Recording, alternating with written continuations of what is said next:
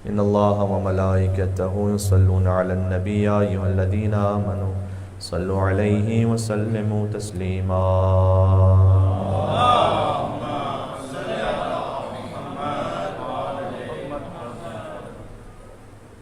ایک اور صلوات بھیج دیجیے گا محمد وعلی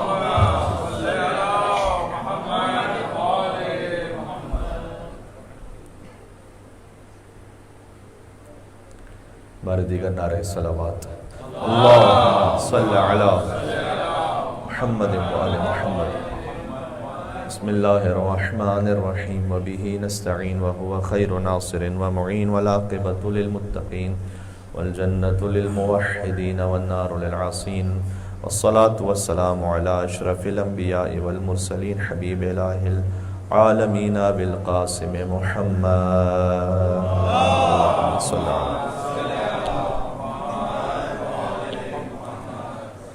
وعلى آله الطيبين الطاهرين المعصومين سيما بقية الله في الأرضين الذين أذهب الله عنهم الرجس وطهرهم تطهيرا اللهم صل على محمد رحمة الله على محبيهم واللعنة الدائمة على أعدائهم أجمعين مبارک موقع ایک مرتبہ دعا امام زمان علیہ السلام ساتھ پڑھ لیجئے گا بسم اللہ الرحمن الرحیم اللہم کن لولیک الحجة ابن الحسن صلواتک علیہ وعلى آبائه في هذه الساعة وفي كل ساعة وليا وحافظا وقائدا وناصرا ودليلا وعينا حتى تسكنه أرضك طوعا وتمتعه فيها طويلا اللهم صل على محمد وعلى محمد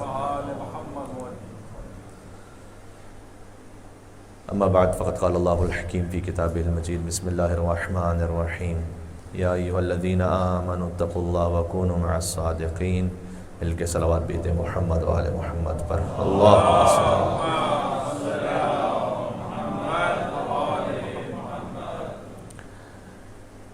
ماہ رجب المرجب کی آمد کی مبارکباد اور ولادت امام باقر علیہ السلام کی مبارکباد حضرت حجت امام زمان عجل اللہ تعالی فرجہ شریف کی خدمت اقدس میں پیش کرتے ہیں بلندتر صلوات کے ساتھ اللہم صلی علی محمد وعلی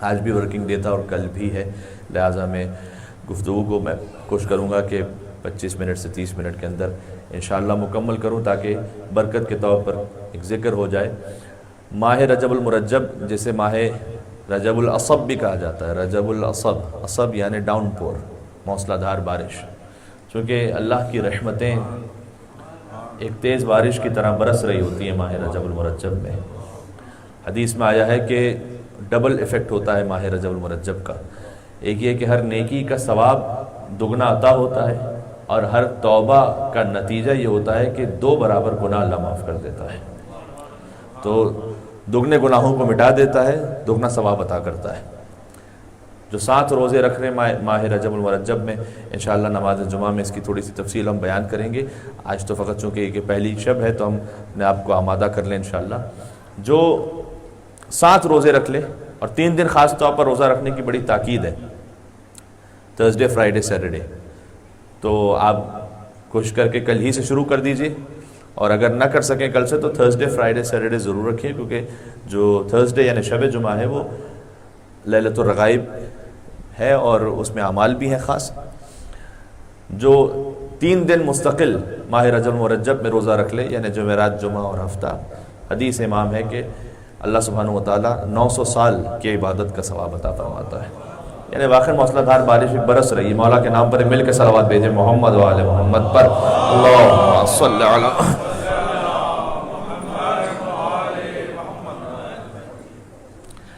دوسرا یہ کہ 7 روزے رکھنے کی بھی الگ سے تاکید ہے، جن میں یہ 3 شامل ہو سکتے ہیں، اور ہر جمعرات جمعہ ہفتہ رجب المرجب میں خاص تاکید ہے روزہ رکھنے کی۔ پھر ایام 20 جسے کہا جاتا ہے، 13، 14، 15 رجب المرجب، جس میں 15 رجب میں عمل ام داؤد انجام دیے جاتے ہیں۔ تو اگر 7 روزے کم سے کم اس کا پلان ضرور رکھیے گا۔ ایک حدیث ہے باقاعدہ کہ جو رجب کے آخر کی حدیث ہے، وہ انشاءاللہ کبھی اس موقع کی مناسبت سے عرض کروں گا، لیکن امام صادق علیہ السلام نے ایک شخص کو دیکھا تو، اور امام نے اس سے پوچھا، رجب میں چند دن رہ گئے تو امام نے پوچھا کہ کیا تم نے روزہ رکھا ہے کوئی آج اس رجب میں، کوئی روزہ رکھا تم نے؟ اور اس نے کہا کہ نہیں، میں ایک بھی روزہ نہیں رکھ پایا۔ تو امام نے کہا کہ تجھ سے اتنا ثواب ضائع ہو گیا کہ جس کا اندازہ سوائے اللہ سبحانہ و تعالیٰ کے کسی اور کو ہو نہیں سکتا۔ یہ بہت بڑی بات ہے۔ یہ بالکل ویسے ہی ہے کہ جب کسی سیل کا آخری دن بچا ہو اور بہت زبردست سیل ہو، اور آپ اپنے کسی دوست سے پوچھیں کہ وہاں گئے تھے، بھائی سیل بڑی زبردست لگی ہوئی تھی۔ اب یہ مثال کچھ مثالیں مردوں کے لیے، کچھ خواتین کے لیے بھی دینی پڑتی ہیں، تاکہ وہ بھی زندہ رہیں اور ساتھ میں جاگتی رہیں اور سنتی رہیں بات کو۔ تو سیل وغیرہ سے ان کے کان کھڑے ہو جاتے ہیں، کہاں سیل لگی ہوئی ہے، ادھر ادھر مولانا سے کچھ بتانے والے۔ تو میں اللہ کی سیل آپ کو بتا رہا ہوں کہ رجب المرجب میں سیل لگی ہوئی ہے، مہینہ شروع ہونے لگا ہے۔ تو آپ مل کے صلوات بھیج دیں محمد و آل محمد پر، اللہم صل۔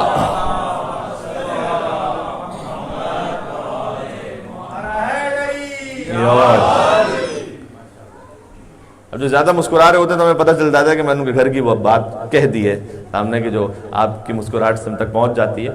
تو خیر، میں عرض کرنا چاہ رہا ہوں کہ موسلا دار بارش، یعنی ایک سیل کے واقع مہینہ شروع ہو گیا اللہ سبحانہ و تعالیٰ کی جانب سے۔ تو 7 روزے، اس حدیث کو میں عرض کر دوں، یہ احادیث یا وسائل الشیعہ سے ہیں یا من لا یحضر الفقیہ سے ہیں، جو آپ کی خدمت میں پیش کر رہا ہوں۔ 7 روزے رکھنے والے کے لیے 7 جہنم کے دروازے ہیں، ان 7 کو اللہ بند کر دیتا ہے اس کے اوپر، یعنی اب انشاءاللہ جہنم میں جانے کا امکان اس کا بند ہو گیا۔ یعنی اللہ ایسے اعمال کی توفیق دے دے گا انشاءاللہ ان 7 روزوں کے صدقے میں کہ پھر جہنم نہیں جائے گا انشاءاللہ وہ شخص۔ پہلے دن کا غسل، رجب کے وسط میں غسل اور آخر میں، اس کی بھی الگ سے تاکید ہے کہ ویسے کہ جیسے انسان ابھی شکم مادر سے متولد ہوا، اللہ سبحانہ وتعالیٰ گناہوں کو معاف فرما دیتا ہے۔ آپ دیکھیں کہ ایک ایک عمل پر کیا کچھ ثواب عطا ہو رہا ہے۔ البتہ یہ وہ غسل ہے کہ جس کے بعد وضو کرنا ضروری ہوتا ہے رجاء مطلوبیت کی نیت سے۔ نماز کے لیے اگر آپ پھر وضو کرنا لازمی رہے گا، یہ فقہی مسئلہ بھی آپ کے سامنے عرض ہو گیا۔ اور روزے کے حوالے سے بھی کہ جن کے قضا روزے ہیں وہ قضا کی نیت سے رکھے تو انشاءاللہ رجب المرجب کا ثواب بھی عطا ہوگا اور قضا بھی عطا ہو جائے گا۔ جو عرض کرنے لگا ہوں بات، ابھی ہم نے بعد نماز مغرب ایک دعا پڑھی جو بڑی معروف دعا ہے رجب کی، اور تقریباً سب کو یاد ہے وہ۔ اس کا ترجمہ میں تبرکاً پیش کر دوں تاکہ سب تک یہ ترجمہ پہنچ جائے۔ یہ دعا وہ ہے کہ جو مدح حاضر جو آج جن کی ولادت کے لم جمع ہوئے ہیں، ان کے فرزند صادق آل محمد امام جعفر صادق علیہ السلام نے اس دعا کو ارشاد فرمایا تھا، اللہم صلی علی محمد و آل محمد۔ امام صادق علیہ السلام کو ان کے بابا کی ولادت کی مبارکباد پر ایک اور مل کے صلوات بھیجیں محمد و آل محمد پر، اللہم صلی علی۔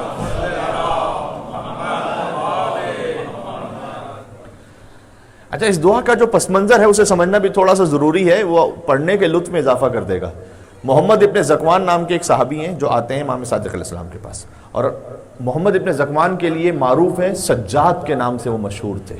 ایک تو امام سجاد علیہ السلام، جو اصحاب امام سجاد کے نام سے معروف ہیں وہ محمد ابن زکوان ہیں۔ اتنی کثرت سے سجدے کیا کرتے تھے اور خوف خدا سے اتنا گریہ کیا کرتے تھے کہ آنکھوں کا نور تقریباً چلا گیا تھا، یعنی انتہائی عابد اور عارف ہستی ہیں۔ یہ آئے امام کی خدمت میں۔ یہ میں کیوں تمہیں درس کر رہا ہوں؟ دیکھیں، کبھی ایک ایسا شخص آتا ہے کہ جو بظاہر دنیا دار شخص ہے، وہ آ کر کہتا ہے کہ مولانا صاحب فلاں موقع کی کوئی دعا بتا دیں، یا کسی مشکل میں ہو تو کوئی عمل بتا دیں۔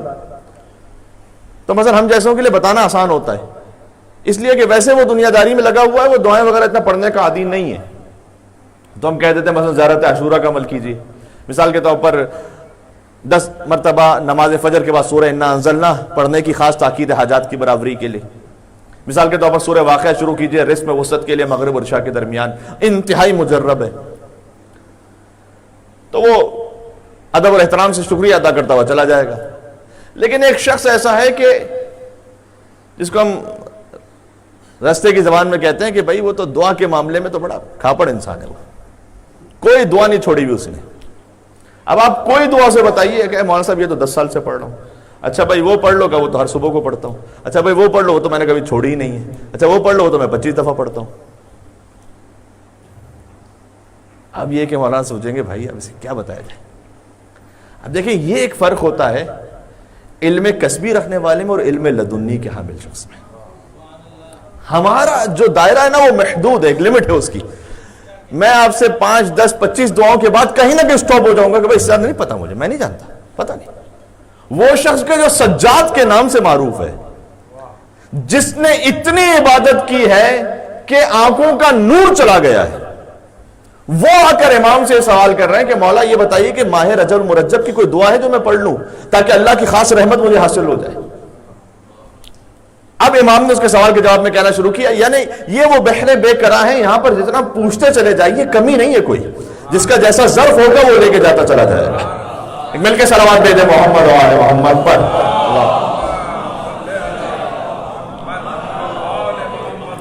تو اب ذرا سوچے گا کہ امام نے دعا بھی اس لیول کی بتائی ہوگی, یعنی اب یہ کوئی معمولی دعا نہیں ہے کہ کسی ایسے شخص کو بتا دی جائے. ایسے شخص کو امام بتا رہے ہیں جس کا اٹھنا بیٹھنا سونا جاگنا زندگی بھر عبادت ہے اور ذکر خدا ہے, اسے امام بتا رہے ہیں کہ اب یہ دعا پڑھو, خاص رحمت الہی حاصل ہوگی. سبحان اللہ. یہ اب تمیز سمجھ میں آ گئی آپ. اس کے بعد امام اسلام نے کہا کہ بسم اللہ الرحمن الرحیم لکھو, اور پھر امام نے فرمایا کہ یا من ارجوہ لکل خیر وآمن سخطہ عند کل شر, اے وہ کہ جس سے ہر خیر کی امید لگائی جاتی ہے, وآمن سخطہ عند کل شر, اور جس سے انسان امان طلب کرتا ہے ہر شر کے لیے کہ پروردگار تو مجھے ہر قسم کی آفت اور شر سے محفوظ فرما دے, تو ہی ہے کہ جو امان عطا کر سکتا ہے. یا من یؤتی الکثیر بالقلیل, جو بہت کم کے بدلے بہت زیادہ عطا کرتا ہے. سبحان اللہ. یا من یؤتی من سأل, اے وہ کہ جو اسے عطا کرتا ہے جو اس سے مانگتا ہے. یا من یؤتی من لم یسألہ, تو اسے بھی عطا کرتا ہے جو تجھ سے نہیں مانگتا ہے. یا من یؤتی من لم یعرفہ, تو اسے بھی عطا کرتا ہے جو تجھے نہیں پہچانتا ہے. فرق ہے. ایک مرتبہ ہے کہ ایک شخص نہیں مانگتا, اسے بھی اللہ عطا کرتا ہے, جو نہیں پہچانتا اللہ اسے بھی عطا کرتا ہے. ایسا جب اللہ سبھی کو عطا کر رہا ہے, یعنی امام کہہ رہے ہیں کہ جو مانگ رہا ہے اسے بھی اللہ دے رہا ہے, جو نہیں مانگ رہا اللہ اسے بھی دے رہا ہے, جو نہیں پہچان رہا اللہ اسے بھی دے رہا ہے, تو پھر دعا مانگنے کا فائدہ کیا ہوا؟ یہیں سے دعا مانگنے کی مصلحت سمجھ میں آتی ہے کہ دعا فقط اپنے روزی روٹی دنیاوی رزق معاملات کے لیے نہیں ہے, دعا بندگی کا اظہار ہے رب العالمین کے سامنے.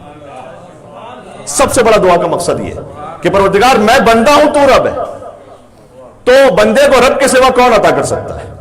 یہ ایک تعلق کا اظہار ہے. اس خاطر ہے کہ آپ نماز ظہر اور عصر کی تعقیبات میں ایک دعا کو دیکھیں گے کہ پروردگار اللہم انی اعوذ بک من نفس لا تشبع, پروردگار میں اس نفس سے پناہ چاہتا ہوں کہ جو کبھی سیر نہ ہو سکے, ومن علم لا ينفع, اس علم سے پناہ چاہتا ہوں جس کا فائدہ نہ ہو. کبھی کبھی ایسا علم حاصل کر رہے ہوتے ہیں جس کا کوئی فائدہ نہیں. کچھ ایسی چیزیں بھی آ کے جو بعض جوان ہیں سوال کرتے ہیں, تاریخی طور پر ان پیچیدگیوں کا معاملہ کہ جس کا تعلق اکیڈمک مباحث سے ضرور ہے, اس کے لیے ایک پس منظر ہونا چاہیے. پھر آ کے وہ ڈاؤٹ میں آ جاتے ہیں. کربلا کے معاملات بھی بہت سارے ایسے ہیں کہ مثلا شہزادہ علی اکبر کی عمر مطہر کتنی تھی, 18 برس تھی یا 25 برس تھی, الگ الگ روایات ہیں. اب اگر 18 برس ہو یا 25 برس ہو, مقصد کربلا پہ کوئی فرق نہیں پڑتا. آپ گریہ کیجئے حضرت علی اکبر علیہ السلام پہ. اس حوالے سے مقصد کربلا پہ تذبذب کا شکار نہ ہو جائے. ٹھیک, تو کچھ علم ایسے کہ جن کا باقاعدہ کوئی فائدہ نہیں ہے. پروردگار میں پناہ مانگتا ہوں کہ ایسے علم, ابو علی سینا کا وزن کتنا تھا, کوئی فائدہ نہیں. آپ یہ دیکھیں ابو علی سینا نے لکھا کیا ہے. یہ اس کی مثال سورہ کہف میں موجود ہے کہ بعض لوگ, اللہ سبحانہ وتعالیٰ نے کہا کہ وہ اصحاب کہف کتنے تھے, تو کہتے ہیں کہ 5 تھے اور 6واں ان کا کتا تھا, یا 7 تھے اور 8واں ان کا کتا تھا. اللہ کہتا ہے رجمن بالغیب, تم اندازے لگا رہے ہو, وہ 5 تھے یا 6 تھے یا 7 تھے, اس پہ تم کر کے کیا کرو گے؟ یہ دیکھو کہ اصحاب کہف کا مشن اور مقصد کیا تھا, زندگی سے سبق کیا تھا.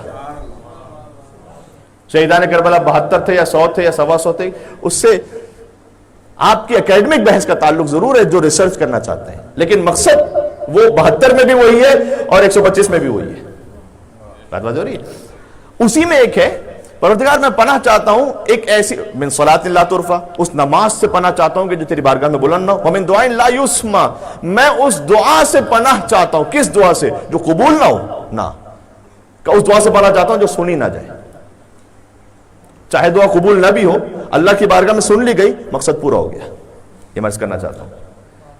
یعنی کہ اللہ تو دے گا جو اسے مانگ رہا ہے، اسے بھی دے گا جو نہیں مانگ رہا، اسے بھی دے گا کہ جو اسے معرفت ہی نہیں رکھتا. اگر اللہ نے دعا سن لی ہے، دعا کا مقصد پورا ہو گیا. عطا کر دے اللہ سبحانہ و تعالی ہماری مصلحت کو دیکھ کر تو نور علی نور ہے. نہ عطا کرے اس وقت اس نے بہت کچھ بہتر کچھ آخرت میں رکھا ہوا ہے. یا میں یہ دعا ماہ رجب کی دعا سمجھ میں آ گئی. پروردگار یا من یعطی من سأل یا من یعطی من لم یسأل ومن لم یعرف تحننا منه ورحمہ اعطنی بمسألتی یاک جمیع خیر الدنیا و جمیع خیر الآخرہ. تو پروردگار اب میں تجھ سے مانگ رہا ہوں کہ تو جمیع خیر دنیا جمیع خیر آخرت عطا فرما دے. واصرف عنی بمسألتی یاک جمیع شر الدنیا و شر الآخرہ. اور پروردگار شر دنیا شر آخرت سے مجھے بچا لے اور مجھے پناہ عطا فرما دے. فإنه غیر منقوص ما آتا ہے. تیری خوبی یہ ہے کہ جب تو عطا کرتا ہے تو تیرے خزانے میں کمی نہیں ہوتی.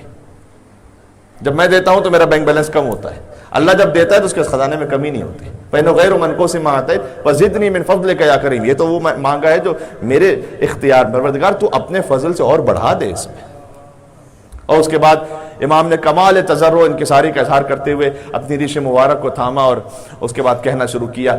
یہ فقہاء کرام سے سوالات بھی پوچھے گئے کہ فرض کیجئے کہ خواتین کیسے پڑھیں، تو انہوں نے کہا کہ یہ کمال عجز و انکساری کا اظہار ہے، وہ اپنے چہرے کو تھام کر پڑھیں. جو مثلا داڑھی نہیں رکھتے وہ اسی طرح سے اپنے چہرے کو تھام کر پڑھیں. البتہ یہ کہ وہ داڑھی کا حکم اپنے مقام پر جو شرعی طور پر واجب ہے وہ الگ بات ہے، لیکن یہ کہ وہ پڑھیں اور پکار کر کہیں کہ یا ذا الجلال والاکرام یا ذا النعماء والجود یا ذا المن والطول حرم شیبتی علی النار.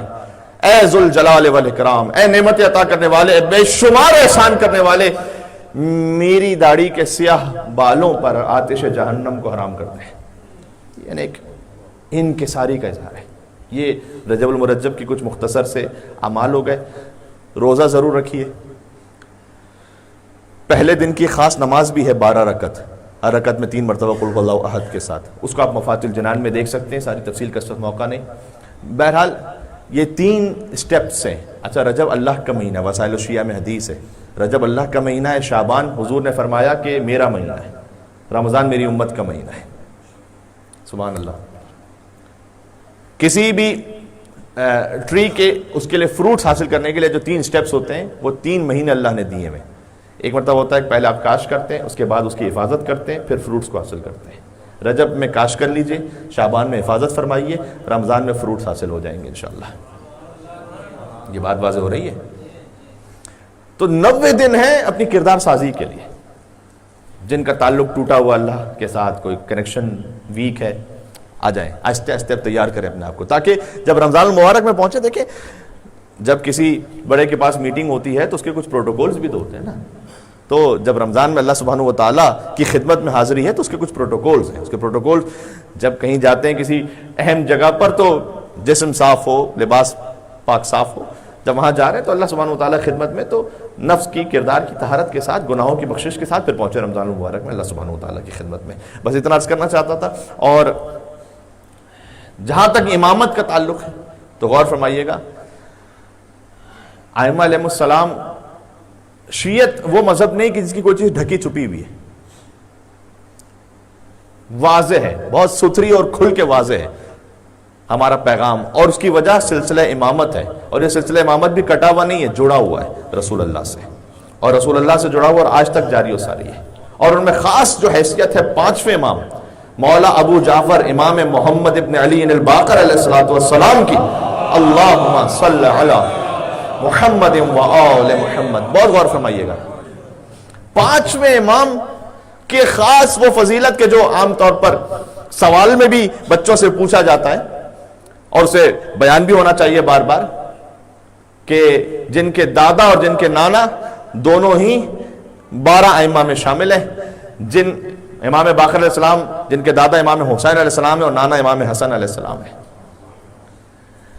یعنی غور فرمائیے گا کہ یہ جو ایک تصور ہے کہ نسل امامت میں فقط حسینی ہے، یہ امام باقر علیہ السلام کے بعد جتنے امام ہیں وہ حسنی بھی ہیں اور حسینی بھی ہیں. یہ ذہن میں رکھیے گا، وہ فقط حسینی نہیں ہے، وہ حسنی بھی ہیں. ماں کی طرف سے حسنی ہے، باپ کی طرف سے حسینی ہے. ایک مل کے صلوات بھیجے محمد و آل محمد پر، اللہم صلی علی محمد و آل محمد۔ اے میرے ساتھ آپ، فاطمہ بنت حسن کا ازدواج ہوا علی ابن الحسین علیہ السلام سے، کہ امام باقر علیہ السلام کے نانا امام حسن علیہ السلام یعنی جد مادری، یہاں تک کہ فاطمہ بنت حسن بھی وہ عظیم الشان معظمہ ہیں کہ جن کے لیے حدیث کتاب الکافی میں حدیث موجود ہے امام صادق علیہ السلام کی۔ پہلے امام نے فرمایا کہ ایک واقعہ ایسا پیش آیا کہ حضرت فاطمہ بنت حسن سلام اللہ علیہ تشریف فرماتی کہ ایک دیوار گرنے لگی، کچھ مستورات کے ساتھ تشریف فرماتی، اور بی بی نے اس دیوار کو مخاطب کرتے ہوئے کہا کہ بحق المصطفیٰ ما اذن اللہ لک السقوط، تجھے مصطفیٰ کے حق کا واسطہ ابھی تجھے گرنے کی اجازت نہیں ہے اللہ کی طرف سے۔ یہ کن فیکون کی منزل ہے جو ائمہ علیہ السلام کو حاصل ہے کہ تجھے ابھی گرنے کی اجازت نہیں ہے۔ یہ میں فضائل پڑھ رہا ہوں مادر امام باقر علیہ السلام کے، سبحان اللہ، کہ تجھے ابھی گرنے کی اجازت نہیں ہے۔ اور بی بی تمام مستورات کو لے کر جب دیوار سے ایک طرف ہو گئی تب جا کر وہ دیوار گری۔ اب میں کیا عرض کروں، کبھی فاطمہ بنت حسن رکتی ہوئی دیوار کو روک لیں، اور کبھی علی کی ماں فاطمہ بنت اسد کعبے کی دیوار کے پاس آئے، مل کے صلوات بھیجے محمد و آل محمد پر۔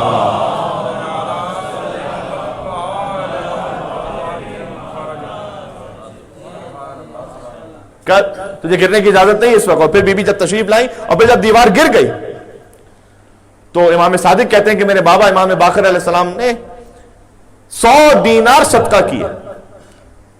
فَسَتَصَدَّقْ ابھی، میرے بابا نے صدقہ دیا 100 دینار 100 دینار صدقہ دیے۔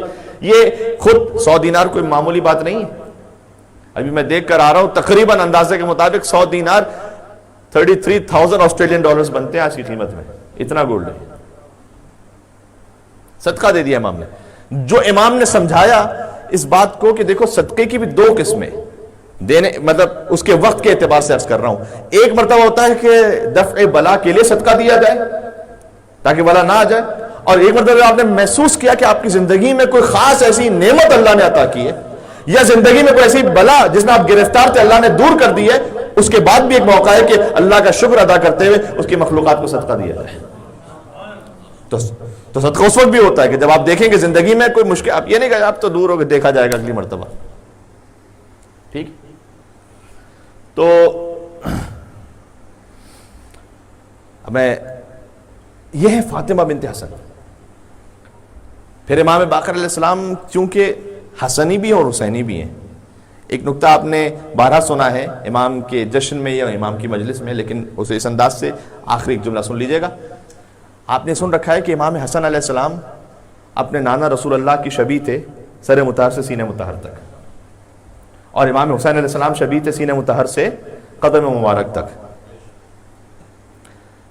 چونکہ امام باقر حسنی بھی ہیں اور حسینی بھی ہیں، لہذا آئمہ میں جو مکمل شبیہ رسول اللہ ہے وہ امام باقر علیہ السلام ہے، مکمل، جو جابر ابن عبداللہ انصاری کے واقعے سے بھی ثابت ہے کہ جب امام نے امام کو سلام کہلوایا تھا رسول اللہ نے، کہا تھا اے جابر تمہیں اللہ اس وقت تک زندگی عطا کرے گا کہ جب تم میرے اس فرزند کو دیکھ سکو گے جس کا نام میرے نام پر ہوگا، جس کی کنیت میری کنیت پر ہوگی، جس کے شمائل میرے شمائل ہوں گے۔ تو جب تم میرے اس فرزند کو دیکھ لو تو اسے سلام کہنا میرا وہ علم کو ایسے شگافتہ کر دے گا کہ وہ علم کے جو پوشیدہ تھے وہ انسانوں کے سامنے ظاہر ہو جائیں گے۔ علم کا شہر ہے رسول اللہ، علم کا دروازہ ہے علی ابن ابی طالب، علم کو شگافتہ کرنے ہیں امام باقر علیہ السلام۔ صلوات کا ایک بندہ مل کے صلوات بھیجے محمد و آل محمد پر، اللہم صلی علیہ ہے توجہ آپ کی۔ اور پھر جابر ابن عبداللہ انصاری پہنچے اور وہ پورا واقعہ آپ کے ذہن میں، اسے مجھے تکرار نہیں کرنی، لیکن اس واقعے میں ملتا نا کہ حضرت جابر ابن عبداللہ انصاری نے درخواست کی کہ آپ کچھ قدم آگے بڑھیے اور کچھ قدم پیچھے ہٹیے تاکہ میں دیکھ لوں کہ آپ وہی امام ہیں۔ تو جب جابر نے دیکھا کہ مکمل سراپا رسالت کا، تو وہ کیوں آئے؟ کیونکہ حسانی اور حسینی سادات یہاں پر آ کے مل جاتے ہیں۔ اور امام باقر علیہ السلام کو سلام کہلوایا. اب یہ بات اس سے یہ بھی واضح ہو جاتی ہے کہ دنیا کسی کو بھی رضی اللہ کہے، لیکن جسے حضور سلام کہلوائیں وہ علیہ السلام ہی ہو سکتا ہے، وہ کوئی اور نہیں ہو سکتا. بھئی وہ علیہ السلام ہی ہوگا نا، وہ جسے حضور نے سلام کہلوایا. اب امام نے علوم کے جو ہے وہ دریا بہائے، اور اس پہ کچھ مختلف حوالوں سے میں باتیں عرض کر بھی چکا ہوں، انشاءاللہ آپ کی خدمت میں آتی بھی رہیں گی. علم فقہ بہت زیادہ امام نے پھیلایا، حلال و حرام کا علم. بلکہ آج بھی توضیح المسائل آیت اللہ سیستانی اس کے سرورق پر اوپر ایک حدیث امام باقر علیہ السلام ہی کی لکھی بھی ہوتی ہے کہ حلال و حرام کو سمجھ، تفقہوا فی الحلال والحرام وَإِلَّا أَنْتُمْ عَرَابٌ، حلال و حرام کو سمجھو ورنہ تم غیر مہذب ہو. یہ میں نہیں کہہ رہا.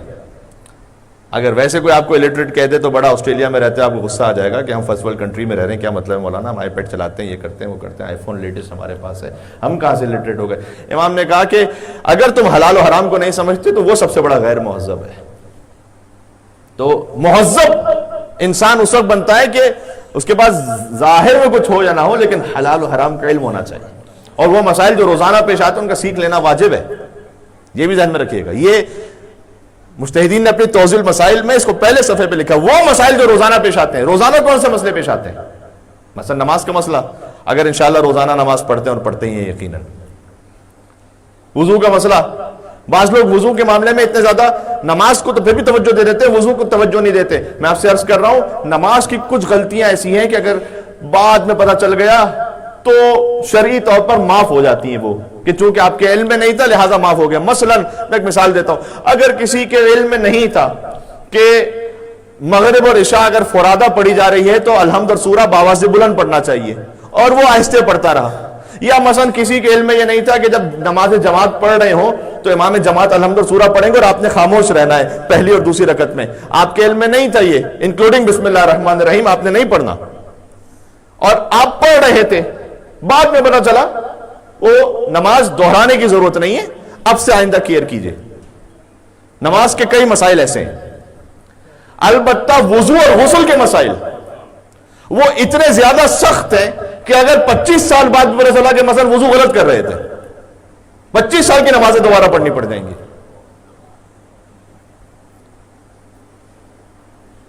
اب جشن میں مولانا ایسی سخت باتیں کریں گے تو آئندہ کون ویک ڈے میں جشن میں آئے گا؟ ایک تو ہم آفس سے تھک ہار کے آئے آپ کے جشن میں یہاں پر آپ کی خطابت سننے کے لیے، اور آپ ایسی سخت باتیں کریں، ہمارے 25 سال کی نمازوں کو برباد کروا رہے ہیں. لیکن کیا کیا جائے، جو حق ہے وہ تو کہنا ہے نا مجھے یہاں سے. تو وضو اور نماز، وضو اور غسل خاص طور پر، مثال کے طور پر ابھی ہم میلبرن کے ایک علاقے میں، علاقہ نہیں بتاؤں گا ورنہ وہ علاقے والے خاص پوائنٹ آؤٹ ہو جائیں گے، تو بیٹھک ہو رہی تھی ایک، اور اس میں ہم نے ایک غسل کا مسئلہ یوں بیان کیا کہ وضو تو فی نفس ہی شریعت میں مستحب ہے. مثلا آپ نے نہ نماز کا وقت ہوا ہے، نہ فرض کیجئے کہ کوئی قرآن کی تلاوت آپ نے کرنی ہے، لیکن ویسے ہی آپ چاہتے ہیں کہ وضو میں رہوں، میں طہارت کے عالم میں رہوں تو میں وضو کر لوں، تو یہ وضو ہو سکتا ہے یا نہیں؟ جی بالکل ہو سکتا ہے، بلکہ باوضو رہنا بہت سارے شیطانی وسوسوں کو دور کر دیتا ہے. اور پھر امام سے پوچھا گیا کہ ہم پہلے سے باوضو ہیں اور نماز کے وقت آ گیا تو کیا دوبارہ وضو کر لیں؟ امام نے کہا بالکل کرو، اس لیے کہ یہ ایک نور کے اوپر دوسرا نور ہوگا. لیکن غسل وہ ایسا نہیں. تو مجھے ایک صاحب نے کہا کہ مولانا صاحب ہماری تو عادت تھی کہ مثلا فرض کیے صبح آفس جا رہے ہیں، ہم نے شاور لیا، غسل کی نیت کر لی بغیر کسی سبب کے، کہ نہ کوئی غسل واجب تھا، نہ مثلا جمعے کا دن تھا کہ کوئی غسل مستحب ہو، تو نہ کوئی غسل مستحب تھا نہ واجب تھا، ہم نے ویسے شاور لے رہے تھے، ہم نے کہا چلو غسل کر لیتے، نیت کر لی، اور ظہر کا وقت آیا تو ہم نے اسی سے نماز بھی پڑھ لی کئی دفعہ. تب کیا حکم ہے؟ تو میں نے کہا کہ حکم تو یہ ہے کہ کوئی اچھی سی دعوت کیجیے مولانا صاحب کی، تاکہ آپ کو اور تفصیل سے وہ مسئلے بتائیں اور کیلکولیشن آخر میں نکلے کہ کتنے سال کی نمازیں آپ نے واپس پڑھنی ہے. میں نے کہا یہ مولانا صاحب یہ تو بڑا ہی سخت ہو گیا. کیلکولیشن میں یہ آسانی ہے کہ اگر کسی کو شک ہو کہ 8 سال کی نمازیں واپس پڑھنی ہیں یا 10 سال کی بھی ڈاؤٹ ہو رہا ہے تو 8 سال کی پڑھ لیں گے تو کافی ہے. مولانا صاحب یہ بھی کوئی ریلیکسیشن ہوئی؟ یہ تو لیکن اس وقت اچھا میں ایک ایسی گیدرنگ میں تھا کہ جو بے دین لوگوں کی نہیں تھی، دیندار لوگوں کی تھی. یہ نہیں تھا کہ ایک ایسا کوئی بے دین شخص بیٹھا ہوا ہے کہ جسے پتہ ہی نہیں کوئی دینداری کا، تو پھر مولانا نے ایک بات کہی ہے تو بھائی اسے نہیں، وہ دیندار لوگ. تو خاص طور پر نماز اور وضو اور غسل کے مسئلے تو آپ ضرور سیکھیں، اس پہ توجہ دیں. اور اسی خاطر ہے کہ ابھی جو ایسٹر بریک آ رہا ہے انشاءاللہ آگے، اس میں ہم نے بچوں کے لیے اسپیشل کلاسز اور ورکشاپس رکھی ہیں انشاءاللہ. ایک راؤنڈ ٹیبل دینیات کلاس کے طریقہ کار کے مطابق جو کراچی میں تو بہت رائج ہے، اس کو ہم دیکھیں گے کہ گریڈ 5 یا 6 سے لے کر گریڈ 10 تک کے بچوں کو بوائز اینڈ گرلز میں کچھ گروپس بنا کر، جس میں آیت اللہ سیستانی کی توضیح المسائل سے ایکسٹریکٹ کر کے شرعی و فقہی مسائل انہیں انگلش میں سکھائیں گے انشاءاللہ. تو جب وہ اناؤنسمنٹ تفصیل سے ہوگا تو آپ سے گزارش ہے کہ اپنے بچوں کو بھیجیں. بات واضح ہو رہی ہے؟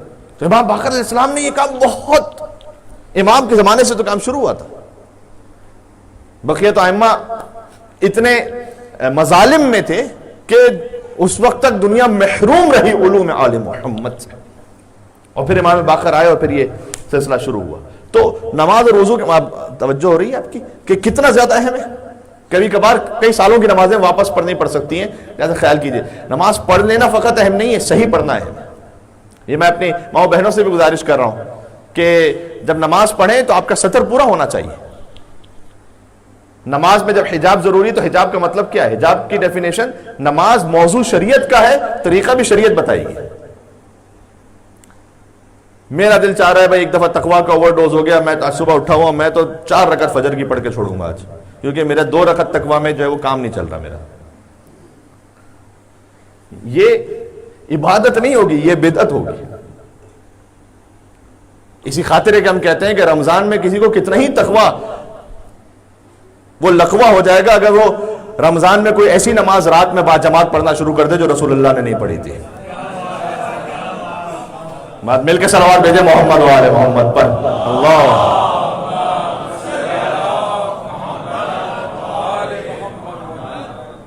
کا مطلب بیدار ہیں. ہاں بالکل، جو آپ کے مطلب کی بات پہ رسپانس کر رہے ہیں آپ سامنے سے.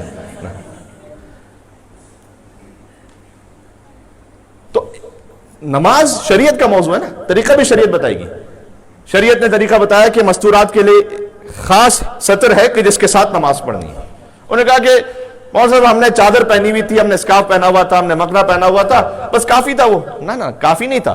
کہ آپ دیکھیے گا کہ مکمل بال چھپے ہوئے تھے، اگر نہیں چھپے ہوئے تھے تو وہ کافی نہیں تھا. آپ سمجھ رہے ہیں کہ حجاب ہے، ابھی وہ پورا حجاب نہیں ہوا ہے. کئی مرتبہ ایسا ہوتا ہے مستورات سوال کرتی ہیں، بعض مدرسے کی ٹیچرز ہم سے کہتی ہیں کہ لیڈیز نماز پڑھ رہی تھی، مثال کے طور پر اب گردن کا کچھ حصہ نظر آ رہا تھا، صحیح طریقے سے انہوں نے سطر نہیں کیا ہوا تھا. کچھ ہاتھوں کا حصہ نظر آ رہا تھا، صحیح طرح سطر نہیں کیا ہوا تھا.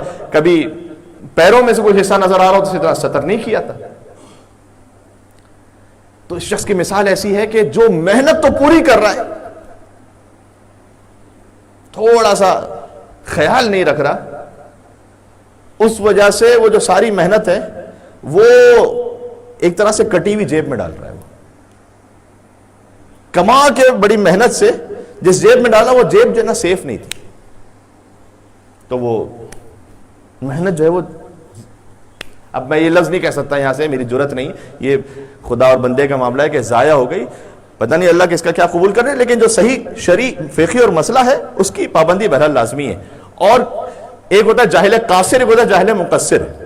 جاہل قاصر وہ ہوتا ہے کہ جسے پتہ نہیں تھا، اس کے پاس ریسورسز بھی نہیں تھی. ایک ہے جاہل مقصر جسے پتہ نہیں تھا لیکن اس کے پاس ریسورسز تھی کہ پتہ کر سکتا تھا. آسٹریلیا میں رہتے ہوئے میں سمجھتا ہوں کہ کوئی بھی جاہل قاصر نہیں ہو سکتا، مقصر ہی ہوں گے. اب یہ مقصر عقیدے والے نہیں ہیں، یہ فقہی مسائل والے مقصر ہیں. کیونکہ یہاں بیٹھ کے تو کوئی اگر کہے گا کہ میرے پاس ریسورسز نہیں تھی تو آپ جو 25 گھنٹے گوگل پہ کیا کرتے رہتے، واٹس ایپ پہ کیا کرتے رہتے آپ یہاں. تو ٹھیک، یہ موضوع سے میں ہٹا نہیں ہوں، یہ امام باقر علیہ السلام کی زندگی کا مشن تھا جو آپ تک پہنچا رہا ہوں. ایک چھوٹا سا جملہ سن لیجئے امام کا، میں مجلس تمام کرتا ہوں. امام کے بچپن کا واقعہ ہے. امام تشریف فرماتے ہیں، ایک مرتبہ ہوتا ہے نا کہ انسان کتنی محنت کر رہا ہے لیکن کوئی غلطی ایسی ہو رہی ہے کہ جس کی وجہ سے محنت ضائع ہو رہی ہے. امام بچپن کا واقعہ، کیونکہ ولادت کا جشن ہے نا. آپ ایک مل کے صلوات بھیجیں تو میں سناتا ہوں تھوڑا سا.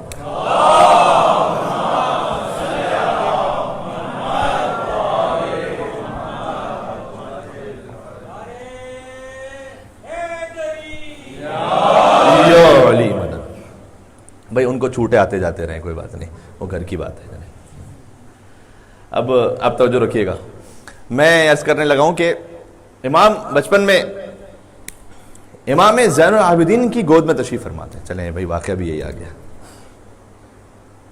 اور ایک ان کا محب شیعہ آیا ان کے پاس کچھ درہم لے کر کہ مولا یہ آپ کی خدمت میں بطور نذرانہ پیش کرنا چاہتا ہوں. کتنا اچھا کام ہے، لیکن کسی غلطی کی وجہ سے ایک بہت بڑا کار ثواب، اس کا اجر ضائع ہو سکتا ہے. امام تشریف فرماتے، امام نے چند درہم تھے، ان میں سے کچھ درہم اٹھا کے ایک طرف رکھ دیے. امام باقر علیہ السلام نے بچپن میں اس نے کہا شاید بظاہر یہ کھیل رہے ہیں، امام بچپن کا عالم ہے، تو کھیلتے کھیلتے کچھ درہم اس طرف رکھ دیے. تو اس نے پھر درہم ملا دیے. امام نے پھر وہ درہم الگ کر دیے. اس نے پھر درہم ملائے، امام نے تیسری دفعہ درہم الگ کر دیے. اس نے کہا کہ مولا یہ میں بار بار درہم ملاتا ہوں اور آپ کے فرزند درہم الگ کر دیتے ہیں، کیا وجہ ہے؟ حضرت مرزا سلامت علی دبیر علیہ رحمہ انہوں نے اس پر نظم بھی کہی ہے. ایک دن پدر کی گود میں تھا وہ فلک مقام. یہ کچھ نذرانہ عقیدت مجھ سے سن لیجئے گا. ایک دن پدر کی گود میں تھا وہ فلک مقام، ایک شیعہ لایا نظر درہم پہ امام، سجاد کے حضور وہ درہم رکھے تمام، درہم سے کھیلنے لگا فرزند نیک نام. اس کھیلنے کو بڑی خوبصورتی کے ساتھ انہوں نے وضاحت کی ہے کہ کھیلنے کا مطلب یہ کوئی دنیاوی معاملے کو نہ سمجھنا ہے. درہم سے کھیلنے لگا فرزند نیک نام. بحر میں لکھتے ہیں فوراً، کیا عقل دی تھی خالق روز حساب نے. اب یہ دنیاوی کھیلنے کا معاملہ نہ سمجھنا، یہ عقل بھی دی اور خالق روز حساب نے دی، یعنی اس کا تعلق کچھ حساب کتاب سے. سبحان اللہ، جو شاعری کو سمجھ لیتے ہیں. کیا عقل دی تھی خالق روز حساب نے، درہم زمین پہ پھینک دیا ایک جناب نے. تب دوڑ کر محب نے وہ درہم اٹھا لیا. آخری چند جملے میں ختم کرنے لگا ہوں بات. ماشاءاللہ آج ویک ڈے پر، آج بھی ویک ڈے ہے، کل بھی ورکنگ ڈے، اور آپ اتنی بڑی تعداد میں یہاں تشریف لائے ہوئے، بہت مناسب اور معقول تعداد میں. تو میں بہت زیادہ وقت نہیں لوں گا، جو میسج پہنچانا تھا وہ پہنچ گیا. یہ آخری میسج جو عرض کرنے لگا ہوں. ایک دن پدر کی گود میں تھا وہ فلک مقام، ایک شیعہ لایا نظر درہم پہ امام، سجاد کے حضور وہ درہم رکھے تمام، درہم سے کھیلنے لگا فرزند نیک نام. کیا عقل دی تھی خالق روز حساب نے، درہم زمین پہ پھینک دیا ایک جناب نے. تب دوڑ کر محب نے وہ درہم اٹھا لیا اور اس کو درمیان دراہم ملا دیا.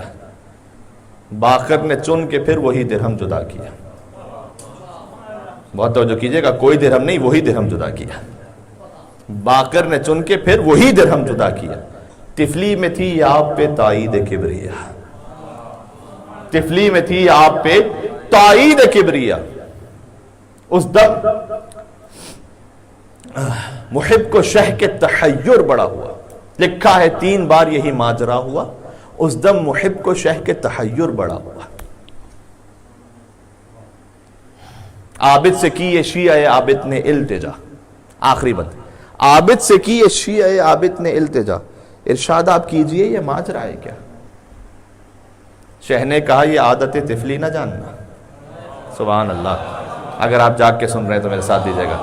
ہے میرے ساتھ یا نہیں آپ؟ شہ نے کہا یہ عادت طفلی نہ جاننا، ہوگا امام بعد ہمارے یہ محلقہ. امام کی عادت ہے، کوئی طفلی کی عادت نہیں ہے. امام تو گہوارے میں بھی ہوتا تو کلہ اجدر کو چیر دیتا ہے. امام تو آغوش رسالت میں ہو تو قرآن پڑھنے لگتا ہے. شہ نے کہا یہ عادت طفلی نہ جاننا، ہوگا امام بعد ہمارے یہ محلقہ. پھر مولا یہ درہم کیوں پھینک رہے ہیں اس طرف؟ مولا نے کہا درہم یہ ایک غصبی و مال حرام ہے. سبحان اللہ. اب یہ نظر امامت جانتی ہے. ہو سکتا ہے کسی نے بہت چیریٹی کی ہو، امام کی نگاہ میں قبول نہ ہو. درہم یہ ایک غصبی و مال حرام ہے، کیوں کر اسے قبول کرے، یہ امام ہے. سبحان اللہ. سبحان. مل کے صلوات بھیجیں محمد و آل محمد پر.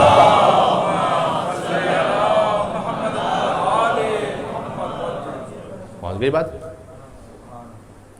مولانا صاحب میں نے کوئی شراب نہیں بیچی، میں کوئی سود کا کام نہیں کرتا، میں کوئی حرام ریسٹورنٹ نہیں چلا رہا، میں تو بالکل مال میرا آب کوثر سے دھلا ہوا حلال ہے. میرے بھائی میراث صحیح تقسیم کی تھی آپ نے؟ اس میں تو گڑبڑ نہیں کی تھی کوئی؟ مال حرام کا طریقہ فقط یہ نہیں تھا کہ کوئی شراب بیچ رہا ہو. مال حرام یہ بھی ہوتی ہے کہ کسی کا میراث حق غصب کر لیا ہو. کئی دفعہ ایسا ہوتا ہے کہ ایک مرتبہ جب اسٹوڈنٹ لائف کا آغاز کیا تھا تو کسی سے کچھ قرض لیا تھا کہ بھائی پے کر دوں گا، بھول گئے، وہ ہے اب تک سر پہ باقی ہے. چاہے اب آپ بہت اسٹیبلش ہو گئے تو آپ کی نگاہ میں وہ کوئی بہت بڑی قیمت نہیں رہی، لیکن وہ ہے آپ کی گردن پر. یا تو مصالحت کی جائے یا واپس کرنا ضروری ہے. قرض لیا، قرض حسنہ، تو قول ایک مزاح نگار کے قرض حسنہ کے بعد قرض دینے والا روتا رہتا ہے، قرض لینے والا ہنستا رہتا ہے کچھ یا ہم سے بھی لے کے چلے گئے. اب جب مولانا صاحب کو چونا لگا دے تو پھر کیا کہا جائے. وہ تو کوئی بہت ہی بڑا آگے فلندا بلینک سے. تو قرض لیا واپس ہی نہیں کیا. اب یہ بھی مال حرام ہے. جب تک کہ فرض کیے کہ قرض دینے والے نے معاف کر دیا تو وہ بات الگ ہے، لیکن بہرحال ہے. مثال کے طور پر خمس نہیں دیا، اس سے بڑھ کر مال حرام کیا ہوگا کہ مال امام ہمارے مال میں شامل ہے. امام کا حق ہے جو میرے مال میں شامل ہے. میں جو رہی امام نے کہا کہ یہ درہم یہ غصبی و مال حرام ہے، پھر کتنی بھی چیریٹی کرتے جاؤ، کیوں کر اسے قبول کرے، یہ امام ہے. جب امام باقر نے قبول نہیں کیا تو امام زمان علیہ السلام قبول کریں گے؟ کلنا محمد، اولنا محمد، اوسطنا محمد، آخرنا محمد، کلنا محمد. جب امام باقر نے قبول نہیں کیا تو یقین فرمائیے کہ حضرت حجت بھی قبول نہیں کرنے والے. اور شتیدہ بی بی کے مال کو امام کاظم علیہ السلام نے قبول کر لیا تھا، جن کے ذہن میں واقف دہرانے کا وقت نہیں میرے پاس. تو چاہے وہ ایک درہم تھا لیکن امام کاظم علیہ السلام نے قبول کر لیا تھا، امام موسیٰ کاظم علیہ السلام. یعنی یقیناً اگر وہ ایک درہم مال حلال سے ہے، امام زمان علیہ السلام قبول کر لینے والے ہیں. عزیزان گرامی، آپ کی سماعتوں کا شکریہ. 5ویں امام کا جشن ہے، رجب المرجب کی پہلی شب ہے، اور اللہ سبحانہ و تعالیٰ آپ کو کوئی غم عطا نہ فرمائے سوائے غم اہل بیت علیہ السلام میں گریہ کرنے کی توفیق عنایت فرمائے. نسلوں کو با ایمان بنائے انشاءاللہ. اور ویسے ایک دعا آ رہی ہے، یہ آپ میرے اوپر نہ سمجھ لیجیے کیونکہ بہت سے لوگوں نے مجھ سے کہا ہوا ہے، تو جس نے قرض لیا اس کو واپس کرنے کی توفیق عنایت فرمائے. یہ میں اس لیے کہہ رہا ہوں کہ آپ جشن کے آخر میں آپ کے چہروں پہ کچھ مسکراہٹ آ جائے اور آپ ہنسی خوشی یہاں سے واپس تشریف لے جائیں. لیکن مولانا لوگ کہیں گے کہ مولانا صاحب اصل خوشی تو اس وقت ہوگی کہ جب آپ کی دعا قبول ہو جائے گی انشاءاللہ سے. تو انشاءاللہ العزیز آپ شاد و آباد رہیں اور دنیا اور آخرت میں اللہ سبحانہ و تعالیٰ آپ کو بے پناہ عطا فرمائے انشاءاللہ. حلال سے عطا فرمائے، حلال پہ خرچ کرنے کی توفیق عطا فرمائے، اللہ کے دین کی خدمت کرنے کی توفیق عنایت فرمائے. پروردگار رجب اب اسٹارٹ ہو رہا ہے، رجب المرجب، شعبان المعظم، رمضان المبارک کی برکتوں کو سمیٹنے کی توفیق عنایت فرما دیں، اور اپنی آخری حجت ان کے قلب مقدس کو ہم سے راضی و خوشنود فرما دیں. ان گناہگار آنکھوں کو مولا کے دیدار سے منور فرما. ربنا تقبل منا انک انت السمیع العلیم بجاہ محمد و آلہ الطیبین الطاہرین.